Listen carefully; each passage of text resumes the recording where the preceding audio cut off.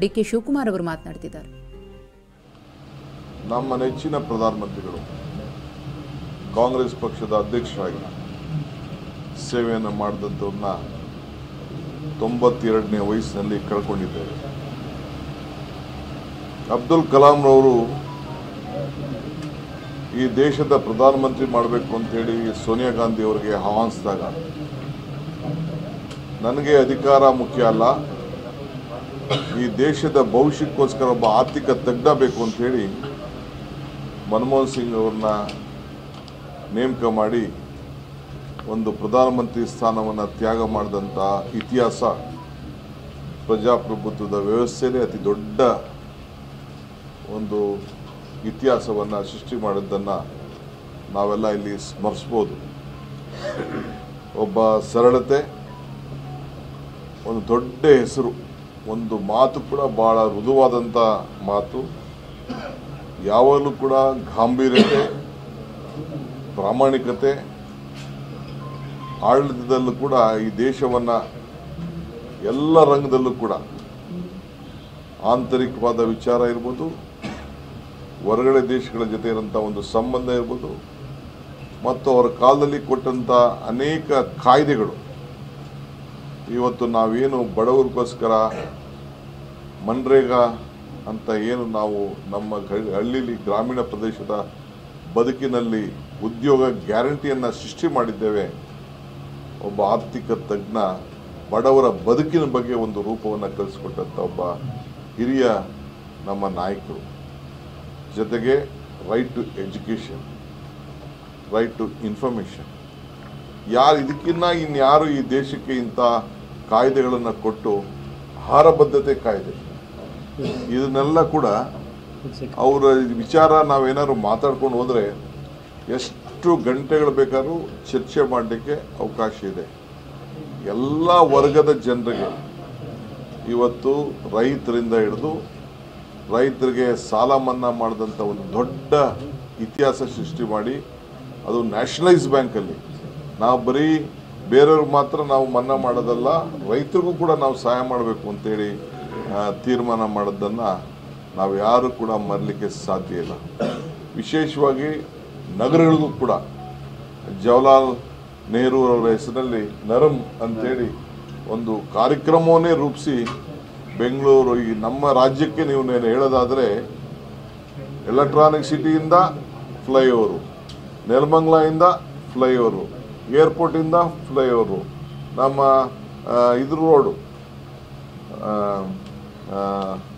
Kolar road, ಇವೆಲ್ಲ ಕೂಡ ಬೆಂಗಳೂರು ನಗರಕ್ಕೆ ಇಷ್ಟು ನೀವು ಶಕ್ತಿ ಕೊಡ್ತಾ ಇದ್ದೀರಿ, ಇಷ್ಟು ಆರ್ಥಿಕವಾದಂಥ ಸಹಾಯ ಮಾಡ್ತಾ ಇದ್ದೀರಿ ಬೆಂಗಳೂರು ನಗರಕ್ಕೆ ಅಂತೇಳಿ ಅತಿ ಹೆಚ್ಚು ಬೆಂಗಳೂರು ನಗರವನ್ನು, ಕರ್ನಾಟಕ ರಾಜ್ಯವನ್ನು ಪ್ರೀತಿ ಮಾಡಿದಂಥ ನಮ್ಮ ಪ್ರಧಾನಮಂತ್ರಿಗಳನ್ನು ನಾವು ಮರೀಲಿಕ್ಕೆ ಸಾಧ್ಯ ಇಲ್ಲ. ಇವತ್ತು ನಾವು ಒಂದು ದೊಡ್ಡ ಐತಿಹಾಸಿಕವಾದಂಥ ಸಭೆಯನ್ನು ಇಟ್ಟಿದ್ದು ತಾವೆಲ್ಲ ಗಮನಿಸಿದ್ರಿ. ಒಬ್ಬ ಎಕನಾಮಿಕ್ ಲಿಬರಲೈಸೇಷನ್, ಇನ್ಫ್ರಾಸ್ಟ್ರಕ್ಚರ್ ಪ್ರಾಜೆಕ್ಟ್ಸು ಏನೆಲ್ಲ ಈ ಗಂಟೆಗಟ್ಟಲೆ ಮಾತಾಡ್ಬೋದು, ನಾವು ಅದನ್ನು ಬೇರೆ ಸಂದರ್ಭದಲ್ಲಿ ನಾವು ಮಾತಾಡ್ತೇವೆ.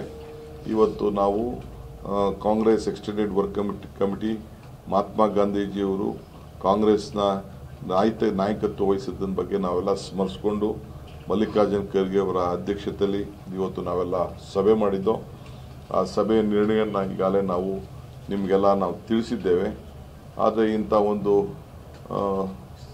ತೊಂದರೆ ಆದ ದೃಷ್ಟಿಯಿಂದ ನಾಳೆ ಏನು ನಾವು ಇಟ್ಕೊಂಡಿದ್ದಂಥ ಜೈ ಬಾಪು, ಜೈ ಭೀಮ್, ಜೈ ಸಂವಿಧಾನದ ಏನು ಬೃಹತ್ ಸಮಾವೇಶ ಏನು ನಾವು ಇಟ್ಕೊಂಡಿದ್ದೇವೆ ಅದನ್ನು ನಾವು ಸದ್ಯಕ್ಕೆ ರದ್ದು ಮಾಡಿದ್ದೇವೆ. ಮುಂದಕ್ಕೆ ಯಾವ ರೀತಿ ಕಾರ್ಯಕ್ರಮ, ಯಾವ ರೀತಿ ಅದನ್ನು ರೂಪಿಸ್ತೇವೆ ಅಂತೇಳಿ ನಾನು ನಮ್ಮ ವರಿಷ್ಠರ ಹತ್ರ ಚರ್ಚೆ ಮಾಡಿ ತಮಗೆಲ್ಲ ನಾನು ತಿಳಿಸ್ತೇನೆ. ಈಗ ನಾನು ಎಲ್ಲ ನಮ್ಮ ನಾಯಕರುಗಳಿಗೆ, ರಾಜ್ಯದ ವಿವಿಧ ಮೂಲೆಯಿಂದ ಬರುವಂಥ ನಾಯಕರುಗಳಿಗೆ ನಾನು, ಯಾಕೆಂದರೆ ಅವರೆಲ್ಲ ವಾಹನಗಳಲ್ಲಿ ಹೊರಟಿರ್ತಾರೆ, ಅನೇಕ ಸಿದ್ಧತೆಗಳನ್ನು ಮಾಡ್ಕೊಂಡಿರ್ತಾರೆ, ಎಲ್ಲರೂ ಕೂಡ ನಾನು ಮನವಿ ಮಾಡ್ಕೊಳ್ತಾ ಇದ್ದೇನೆ. ಈ ಕಾರ್ಯಕ್ರಮ ರದ್ದಾಗಿದೆ.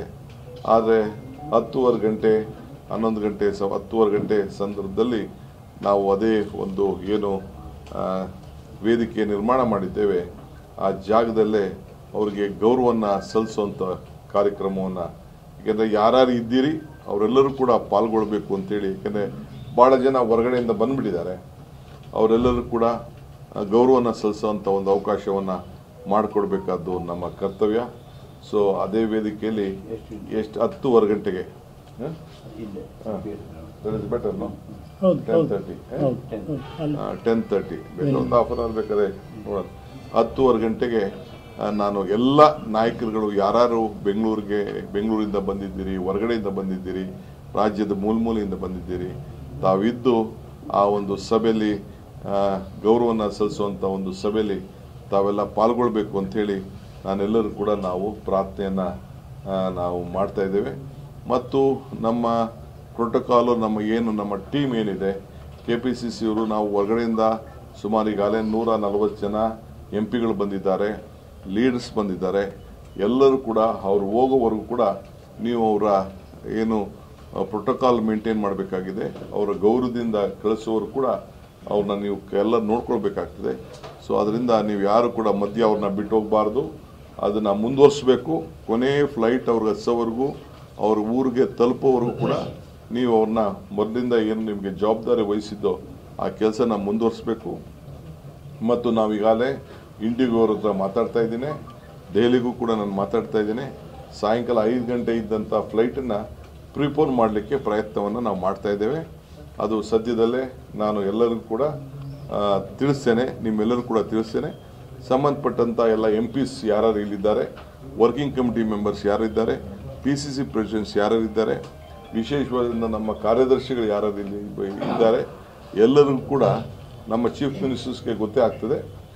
ಬೇರೆಯವರು ಕೂಡ ಎಲ್ಲರಿಗೂ ಕೂಡ ನೀವು ತಿಳಿಸ್ಬೇಕಾಗ್ತದೆ. ನಾನು ಕೂಡ ಎಷ್ಟೊತ್ತಿಗೆ ಫ್ಲೈಟ್ ಬರ್ತದೆ, ಏನು ಎತ್ತ ವ್ಯವಸ್ಥೆ ಏನು ನಾವು ಮಾಡಿದ್ದೀವಿ ಅಂತ ತಿಳಿಸ್ತಾ ಇದ್ದೀನಿ.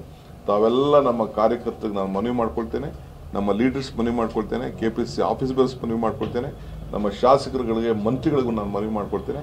ಅವ್ರನ್ನ ಯಾವ ರೀತಿ ನಾವು ಗೌರವದಿಂದ ಕರ್ಕೊಂಡು ಬಂದೋ ಅದೇ ರೀತಿ ವಾಪಸ್ಸು ಅವ್ರನ್ನ ದೆಹಲಿಗೆ ಹೋಗ್ತಾರೋ, ಅವ್ರ ಊರಿಗೆ ಹೋಗ್ತಾರೋ, ಎಲ್ಲರೂ ಕೂಡ MPs ಎಲ್ಲ ಬಹುಶಃ ದೆಹಲಿಗೆ ಹೋಗಬೇಕಾದಂಥ ವ್ಯವಸ್ಥೆ ಮಾಡಬೇಕಾಗ್ತದೆ. ಅದಕ್ಕೆ ನಾನು ಸಿದ್ಧತೆಯನ್ನು ನಾನು ಮಾಡ್ಕೊಳ್ತೇನೆ. ದಯವಿಟ್ಟು ತಾವೆಲ್ಲ ಸಹಕಾರ ಕೊಡಬೇಕು ಅಂತೇಳಿ ತಮ್ಮಲ್ಲಿ ನಾನು ಪ್ರಾರ್ಥನೆಯನ್ನು ನಾನು ಮಾಡ್ತೇನೆ. ಪ್ರೋಗ್ರಾಮ್ಸ್ ಎಲ್ಲ ಕ್ಯಾನ್ಸಲ್ ಮಾಡಿದೆ. ಒಂದು ವಾರ ಇದೆ. ನಾಳೆ ಸರ್ಕಾರಿ ಕಚೇರಿಗಳೆಲ್ಲ ನಾಳೆ ಸರ್ಕಾರ ಈಗಾಗಲೇ ನಾವು ಗೌರವವನ್ನು ಸಲ್ಲಿಸಬೇಕಾಗಿದೆ. ಸರ್ಕಾರ ರಜೆ ಘೋಷಣೆ ಮಾಡಿದೆ.